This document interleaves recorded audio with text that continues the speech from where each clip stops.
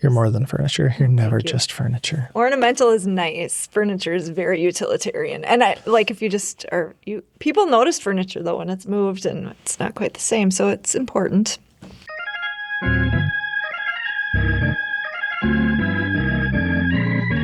Hi, everybody. Welcome to another episode of Gospel Unplugged. My name is Pastor Ben Cieslik, and today I am joined by my colleague, Pastor Becca Freeman.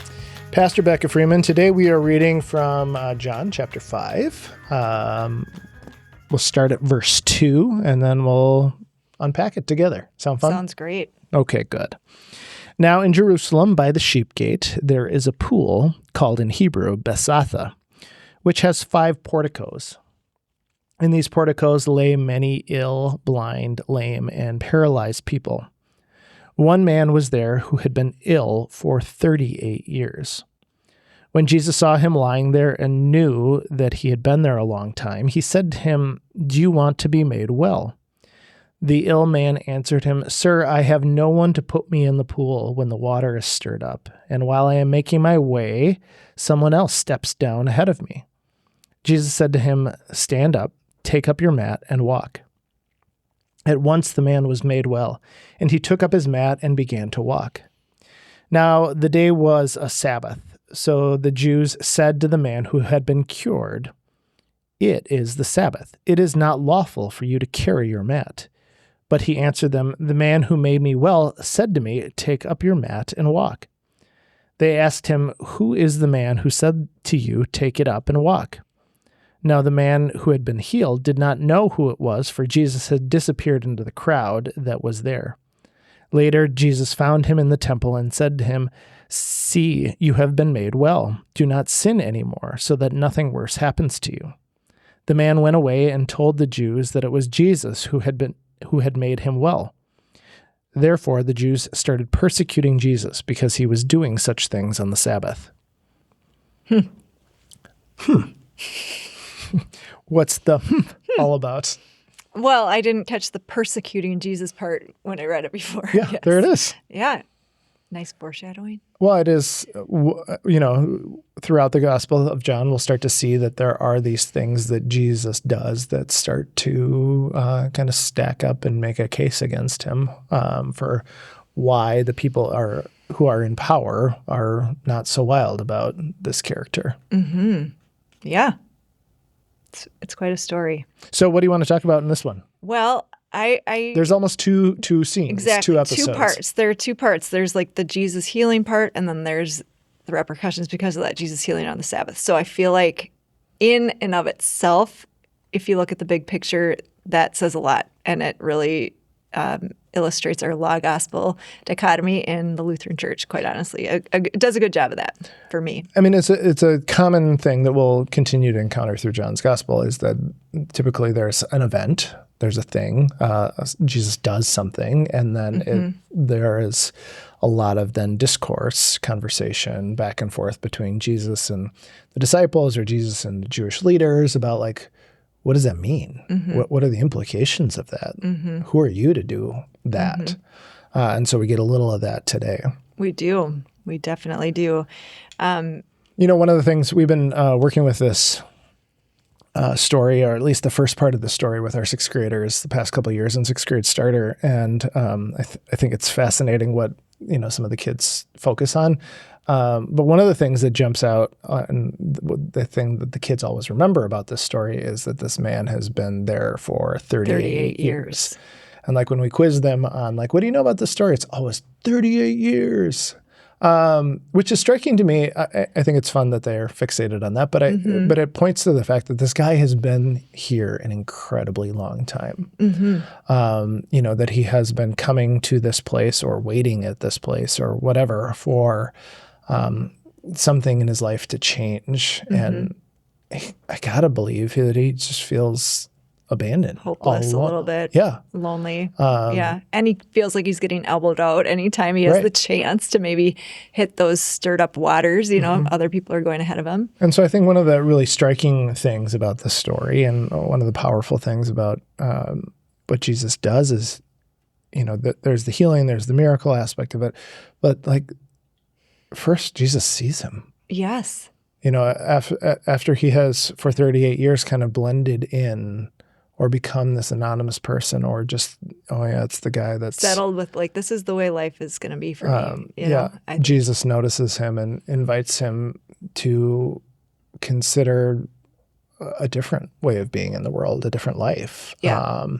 And I think, initially it's striking because he tells Jesus, shares Jesus all the reasons why he persists in this way. Like, well, I don't have anybody to look out for me. Nobody can get that. People will get in the way when I'm trying to get, like, all of the reasons why this has been his life for 38 years. And Jesus invites him to do something else. Yeah. Because he saw him. He saw him. I also think it's fascinating that he asks him point blank, do you want to be made well? I think that often we find ourselves in the same situations. We can kind of complain or be stagnant or stuck in whatever lot we find ourselves in life and think, well, it's because of this or this or this. Or, we can get defensive or feel like we can't get anywhere. And Jesus is simply asking us, well, do you really want to be made well? And then that's a challenging question if you really want to listen to it. And he obviously says yes, and things change. Kind of. I mean, he doesn't say yes. He starts with all the reasons why it won't work. And then Jesus tells him to do, like, to stand up. Stand up, pick up your mat. And what a powerful, it's a shift. Crisis moment. It's a shift in behavior. And I think I'm one to always say, well, God's grace abounds. And it does. It supersedes everything. But in this moment, he's asking him point blank, do you want to be made well? Well, you can do something about that. You know what I mean? And I think that's an interesting thing. For me, it's not that he's being saved because he's doing something. And maybe I'm shifting things a little too much. I don't want to make it confusing. No, I think what is, in John's gospel, what is interesting is there's always this invitation to recognize who Jesus is. Mm-hmm. Does Jesus have the power to do what he's saying? Does he have the authority? Who is this person?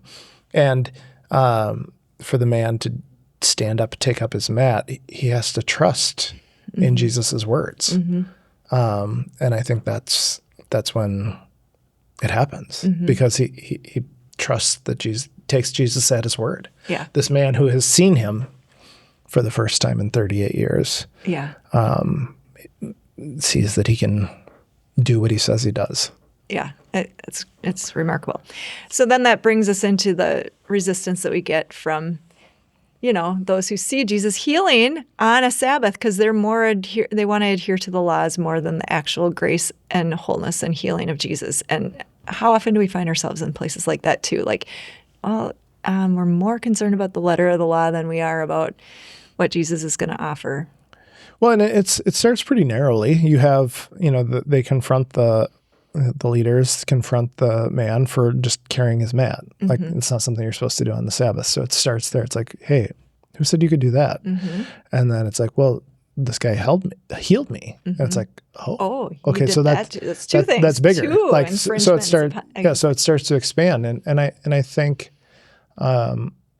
sometimes we can be so concerned with, the laws, the guidelines, the structures, that we fail to see the life-giving things that are happening around them. And so it is striking to me that the leaders, the Jewish leaders, have this moment when they, justifiably confront the man, said, who told you can do this? Or what are you doing? And he tells them a story. He tells them the truth of what has happened to them.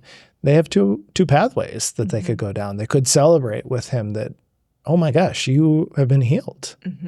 Like, you were stuck on your mat, and now you, like, of course, get up, go home. Like, this is amazing news. Celebrate, yeah. Or they can, oh wait, you're taking your mat and somebody healed you on that. So what a great distinction. So yeah, totally. It leads, down to particular roads. And, and one of the things that I've always struggled with in this story is, when Jesus finds him later and says, see, you've be made well. Do not sin anymore. I know. And I think there's a temptation to hear that and think, well, he must have been ill because of sin or things like that. But it's important, I think, to remember that in John's gospel, sin is really about our ability to recognize who Jesus is. Yeah.